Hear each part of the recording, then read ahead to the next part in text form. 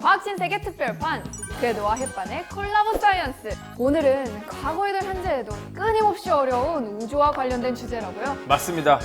띠동과 과외 선생님 궤도입니다. 햇반 학생 예습 복습 잘하고 있습니까? 아, 그럼요. 좋습니다. 그럼 질문 하나 드리겠습니다. 네. 이 우주는 무엇으로 이루어져 있을까요? 우주는 많은 아이들의 꿈과 희망으로 이루어져 있지 않을까요? 과학자들이 꿈꾸는 게 뭐냐면 이 우주가 과연 뭘로 이루어져 있을까? 대부분은 에너지다. 암흑 에너지. 우리가 정체할 수 없는 에너지로 이루어져 있다. 혹은 뭐 이 우주는 정보로 이루어져 있다. 뭐 이런 분도 있고. 네. 혹은 이제 시뮬레이션 우주론으로 가면 이 우주는 전부 컴퓨터 코드다. 여러 가지 이야기들이 있어요. 네. 그렇죠? 오늘 주제가 이제 여기서 시작을 되는 바로 촉근 이론입니다. 촉근 이론이요? 예. 갑자기 튀어나온 끈 이론, 뭐 끈 같은데? 오늘 주제 어쩔 수 없어요. 딴 거 하고 싶어도 이거 해야 돼. 네, 대체 네. 이게 뭐죠? 우주를 구성하는 최소 단위가 네. 진동하는 끈이다.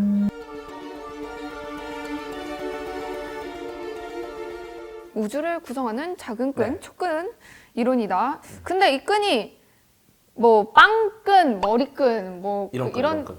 이런 끈 맞아요? 이런 끈. 이런 끈이에요? 맞아, 이런 끈이에요.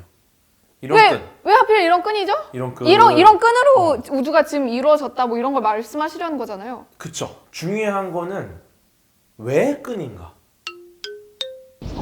일단은 그 우주에 존재하는 네 가지 힘이 뭔지 아세요? 네. 중력, 그쵸. 전자기력, 그렇죠. 강력. 네. 강력이 있으면 또 양력이 있는 거 그렇죠. 아니에요? 이 우주에는 네 가지 힘이 있고 중력, 전자기력, 강력, 양력이 있습니다. 중요한 건 과학자들은 이 네 가지 힘이 있다 해서 끝나지 않았어요. 이상하잖아. 왜 하필 네 가지 힘입니까? 와, 이런 거에 대한 궁금증을 푼다. BTS 몇 명이죠? 7명. 7개일 수도 있고. 네. BTS가 왜 7명입니까? 방시혁이 그렇게 만들었어요. 그렇게 만들었어. 그러니까 이 우주가 몇 개로 만들었는지 이 힘이 몇 가지인지는 우리가 모를 수도 있는데 네. 일단 인류는 지금 이 우주에는 네 가지 힘만 있다고 보고 있어요. 네. 근데 이게 더 많을 수 있겠다 생각하는 과학자도 있겠지만 다른 과학자들은 우리가 네 가지로 구분하는 게 좀 이상한데 사실은 이건 같은 힘이 아닌가. 네. 통합을 하고 싶은 거야. 이거 약간 4대 크루 통합 뭐 이런 느낌. 그런 느낌이죠. 그런 느낌이죠. 그래서 이 네 가지 힘을 하나로 모으는 걸 과학자들의 오랜 수건이에요. 네. 그래서 이 네 가지 힘, 네 가지 힘을 하나로 통합하는 게 바로 Theory of Everything. 모든 것의 이론이라는 건데 이 세상을 설명하는 단 한 가지의 방정식, 단 하나의 힘, 그 원리를 찾는 겁니다. 네. 이 시도를 했어요. 이 시도를 했는데 네. 했는데. 사실은 그 보시면 전자기력식이 있죠. 네. 전자기력식 아시죠? 네. 전하량 곱해서 뭐 상수 곱하고 거리를 제곱을 나눠주면 전자기력 나오잖아요. 네. 중력식이 있습니다. 거리 제곱으로다가 질량 곱한 거 상수 곱해서 거리 제곱 나누면 놀랍게도 아마 여기 딱 자료로 나올 텐데 두 식이 굉장히 비슷해요. 비슷하죠. 네. 그렇죠. 그러면 요거를 이렇게 섞을 수 있겠다. 요거 어떻게 하면 좀 비슷하게 되지 않을까? 네. 막 이런 생각을 하고 있었어. 네. 느낌이 왔어. 그러면서 이제 아인슈타인이 여기서 어떻게든 이걸 합쳐보아서 합친 다음에 이제 강력도 합치고 양력도 합치고 해갖고 뭔가 하나로 만들어 보자고 아인슈타인이 여기다 굉장히 많은 노력을 했어요. 네, 했어요. 세기의 천재. 근데 양자역학이 등장했단 말이죠. 그쵸. 가뜩이나 합치기 어려운데 양자역학이 등장해서 아. 작은 세상에서는 우리가 모르는 일이 일어난다. 네. 정말 놀라운 일이 일어난다. 그러니까 아인슈타인이 화가 난 거죠. 네. 뭐야 이게? 엉망됐어. 엉망됐어. 일반 상대성 이론이 적용되는 빛이 휠 정도, 행성이 공전하고 항성이 공정하고 할 정도는 우주 스케일로 가야지 의미가 있어요. 네. 근데 양자역학 생각해보면 양자역학의 양자요동이라는 현상이 있어요. 양자 요동. 예, 이게 굉장히 찌직찌직거리는 흔들림이에요. 네. 근데 일반 상대성 이론은 뭐다? 중력, 거대 스케일, 네. 그리고 시공간 자체를 휘게 휘어버려. 만듭니다. 그렇죠? 그럼 시공간 휘죠? 네. 이거는 공면이라는 뜻입니다. 시공간이 공면이다. 네. 그렇죠? 휜다 부드럽게. 휘었다. 네. 근데 양자요동은 삐죽삐죽삐죽삐죽해. 네. 그렇죠? 이 두 가지가 과연 말이 되나? 이거는 식으로 봐도 안 예쁠 것 같은데. 그래서 과학자들이 작은 세계에서는 양자역학을 쓰고 네. 큰 세계에서는 일반 상대성 이론을 썼어요. 이 두 가지는 완전 다른 거야. 그냥. 네. 예를 들어 자판기에서 음료를 꺼낼 때는 100원짜리를 줘요. 네. 그리고 우리가 저기 가서 뭐 큰 상가를 매입해. 네. 한 10억 주고. 네. 그때 100원짜리 씁니까? 안 쓰죠. 이때는 이제 수표를 쓰거나 여러 가지 다른 큰 걸 쓰죠. 네. 그래서 사람들이 그냥 그래 큰 스케일에서는 수표 쓰고 여기 동전 그 음료수 뽑을 때는 동전 쓰면 된다. 근데 그 중간 지점 그 만나는 뭐 그런 게 있지 않나요? 그 뭐. 거기는 현찰 써야지 뭐. 아 그렇구나. 근데 중요한 거는 뭐냐? 이렇게 다른 형태인데 네. 문제가 생겼어요. 아주 뭐죠? 큰 문제가. 뭐죠? 블랙홀입니다. 블랙홀이요? 그게 왜 문제가 돼요? 블랙홀은 굉장히 큰 천체입니다. 네. 일반 산에서는 이론의 적용을 받아요. 네. 그렇죠? 네. 근데 재미있는 건 블랙홀의 중심부로 가볼게요. 네. 블랙홀은 한 점에서 모든 질량이 뭉쳐있는 상태입니다. 네. 크기는 없고 중력만 남아있어요. 그곳은 스케일이 큽니까 작습니까? 작죠. 양자역학만큼 작아요. 그러면 스케일이 어마어마하게 거대한 블랙홀인데 중심부는 양자역학에 들어가야 돼요. 이 말은 뭐냐? 블랙홀 자체가 상대성 이론과 양자역학을 동시에 적용해야지만이 설명할 수 있는 천체가 된 거예요. 그러니까 이 두 가지가 분리돼 있으니까 문제가 생긴 거야. 보세요. 우리가 뭐 계산을 하고 싶어. 네. 지금 제가 말씀드린 것도 역시나 다 수학적인 내용입니다. 네. 블랙홀을 넣어서 뭔가 계산을 하고 싶어. 네. 그러면 이제 블랙홀의 크기가 들어갈 수도 있겠죠. 네. 근데 얘 크기가 0이래. 그러면은 1 없어지는 나누기 거네. 0은 무엇이죠? 없는 1을 0으로 나누면 무한대로 몰라. 발산해 버리죠. 그렇죠? 그쵸. 그렇죠. 1을 0으로 나누면 무한대로. 이 말은 뭐냐? 수학적인 계산을 하려면 얘가 0이면 안 되는 거야. 그래서 끈이 등장하는 겁니다. 아니 근데 왜 끈이 등장하죠? 보세요. 길이가 있으면 어떨까? 그러면 적어도 그 길이가 있기 때문에 무한대가 안 나오는 거야. 점은 0차원이니까 네. 0차원보단 1차원이 있는 게 훨씬 더 이 우주를 설명하기에 유리했던 거죠. 네. 그래서 이제 끈이 났는데 이 끈의 길이가 엄청 짧아요. 보이지도 않을 만큼 네. 또 짧겠죠? 존재하는 최소 단위라고 보이죠. 그 플랑크 길이라고. 이 끈의 길이를 제가 동전이라 칠게요. 지금 제가 들고 있는 동전. 네. 그러면 수소 원자는 이거보다 얼마나 클까요? 한 지구만큼? 너무 같나요?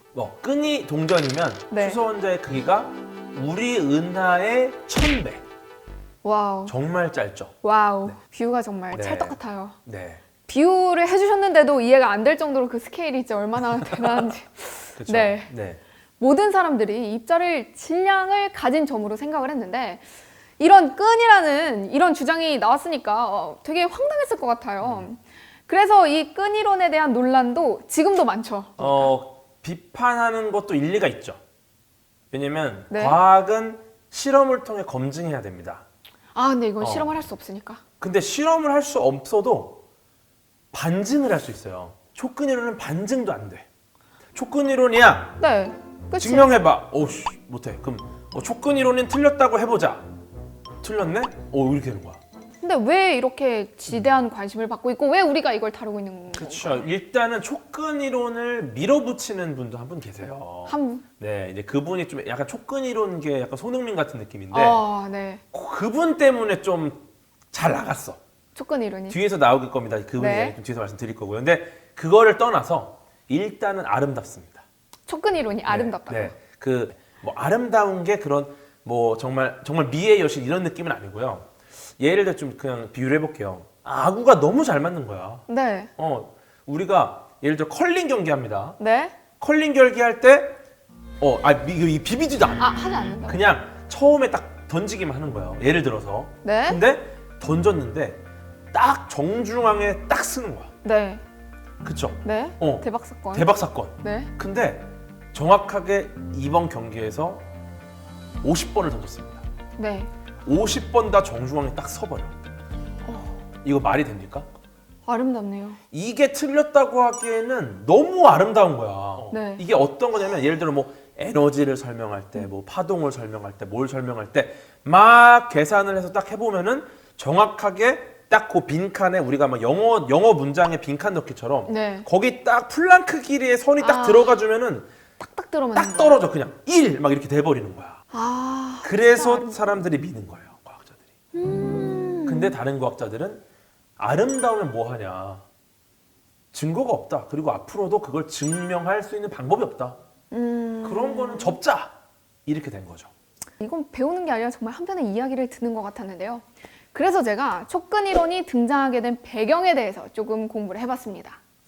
촉근 이론이 주목받기 시작한 건 1970년대와 80년대에 들어서라고 하는데요, 맞죠? 그렇죠. 네, 지금까지 물질의 최소 구성 단위는 구 형태라고 생각해 왔는데, 맞아요. 입자. 네, 네. 교과서에서도 다 동그랗게 나오죠. 그렇죠. 네, 끈으로 나오면 이상하잖아. 그렇죠. 그렇죠. 미국의 이론 물리학자인 존 슈바르츠와 영국의 마이클 그린 등이 사실 구 형태가 아닌 진동하는 끈 형태다라고 주장을 하고 나섰다는 거죠. 약간 이런 느낌인 것 같아. 막 진동하니까 네. 와씨 아, 구처럼 보이네. 아프다. 약간 이런 느낌 아닐까? 아닐 수도 있어요. 아 근데 이걸 약간 양쪽으로 이렇게 오. 잡아가지고 아니 장난입니다. 이거. 네 낚일 뻔했어. 네. 우리가 지금 이 우주를 구성하고 있는 기본 입자들을 많이 알아냈어요. 현재까지 알아냈어요. 네. 얘네들 알아냈지만 얘네들이 실제로 1세대, 2세대, 3세대 기본 입자가 있는 게 아니라 네. 얘네들 다 끈인 거야 그냥. 어떤 입자는 이렇게 움직이고 어떤 입자는 이렇게 움직이고 이런 거지. 뭔가 납득이 간다. 네. 근데 이제 문제가 있어요. 뭐죠? 이게 진동하는 끈이라면 네. 현실 세계 차원에서는 이게 설명이 안 되는 거예요. 계산이 안 돼. 그러니까 4차원에서는 아니 3차원에서는 4차원이죠. X축, 3차원. X축, Y축, Z축, G축, 시간? 그다음에 시간축 해서 4차원이죠. 네. 그렇죠. 근데 이 끈 이론으로 해보니까 4차원에서 설명이 안 되고 이게 11차원에서 설명이 돼요. 이것도 무슨 말이죠? 야, 이것도 11차원까지 오는 것도 힘들었어. 막 26차원도 있고 막 여러 차원이 있는데 네. 11차원이 좀 정리가 좀 어느 정도 된 겁니다. 11차원이 채택받은 거죠. 예, 근데 왜 그러냐면 X, Y, G가 있습니다. 네. 그쵸? X, Y, G 형태로 있으면 얘는 3차원이죠. 네. 얘를 9라고 하죠. 9. 네. 이게 X축, Y축, G축 현실 세계에 다 있다는 뜻입니다. 이 말은 뭐냐? X축에도 3차원, Y축에도 3차원, G축에도 3차원. 합치면 몇 차원? 9차원. 9차원. 여기 시간축 더하면 10차원. 10차원. 그쵸? 10차원. 근데 여기에 한 차원이 더 있다라고 주장하는 사람이 등장합니다. 바로 제가 그죠? 아까 말씀드린 그 끈이론계의 손흥민. 네. 네, 이분이 거의 에드워드 위튼이란 분인데 이분이 거의 끈이론을 붙들고 끌고 나갑니다. 아 이거 팝콘 먹으면서 들어야 될 것 같은데. 그래서 M 이론을 만들어요. 네. 네, 이게 이 M이 무슨 뜻인가에 대한 거는 다양한 이야기가 있어요. 뭐 에드워드 위튼의 이 W를 뒤집어서 M으로 했다. 그다음에 뭐 M이 이제 멤브레인이라고 얇은 막이다. 왜냐면 20차원에 하나의 차원을 더 더하는 게 바로 이 멤브레인, 얇은 막입니다. 나눈다는 건가요? 그럼 경계를? 이 10차원이 하나의 거대한 막이 얘를 감싸고 있는 거예요. 우리가 존재하는 이 세상이 끈으로 이루어져 있고 우리는 10차원의 세상입니다. 네. 3, 3, 3 시간 합쳐서 10. 네. 그쵸? 근데 이게 막이라는 거 위에 있어요. 이 우주가. 근데 이러한 막이 하나만 있는 게 아닌 거예요. 와우. 예를 들어 이 고차원적인 우주의 막이 네. 수십 개, 수백 개가 있으면 그 모든 막 위에 다 다른 우주가 있는 거죠. 지금 우리는 그 중에 하나의 우주에 있는 거고. 이렇게 지금 이야기를 하고 있는 거죠. 촉근 이론부터 이제 굉장히 대단한 우주론까지 연결이 된 겁니다. 이 요만한 거에서 그렇죠. 진짜 대단합니다. 네. 하지만 이것은 다 뻥일 수도 있어요. 이론이라는. 그게 문제야. 지금 촉근 이론은 그게 문제야. 어지러워. 너무너무 어지러워. 아이디어도 좋고 발상도 뛰어나고 과학적으로 접근을 했어요. 네. 그리고 일리가 있습니다. 하지만 이걸 증명할 어떠한 실험적 근거, 관측적 증거, 어떠한 것도 우리는 찾아내지 못해요. 아쉽죠. 그래서 과학자들이 촉근 이론을 비판하는 부분도 굉장히 일리 있어요. 비판도 일리 있고 촉근 이론을 아끼는 것도 일리가 있지만 우리는 항상 경계하면서 내가 원하는 답이 아니라 팩트를 찾아내는 게 과학자들의 일입니다. 그래서 아마 진정한 촉근 이론의 발견은 촉근 이론을 믿지 않는 과학자들로부터 나오지 않을까 생각합니다. 그럼 여기서 인사드릴까요? 네. 지금까지 과학신세계의 햇반 궤도였습니다. 안녕.